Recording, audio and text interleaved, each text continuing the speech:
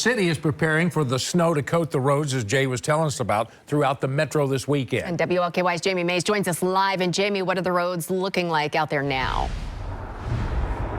Jennifer, Rick, the roads here along Zorn Avenue are clear, and the snow that fell earlier this morning has now melted, but the city is preparing for even more this weekend. The Department of Transportation says they did not have the right temperatures yesterday to brine, so they are now in the process of getting an additive so they can treat the roads at these lower temperatures we're seeing now. The city is also ordering about 500 tons of additional salt. Crews are expected to brine tomorrow and possibly Friday for this weekend snow event.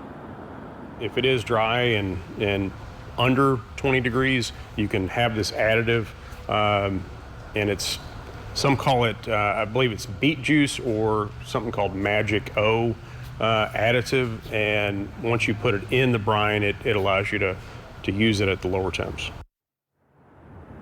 And the city is reminding drivers to make sure that you slow down on these roads. Make sure you have at least half a tank of gas, water, and a blanket in your car in case of an emergency. Reporting live, I'm Jamie Mays, WLKY News.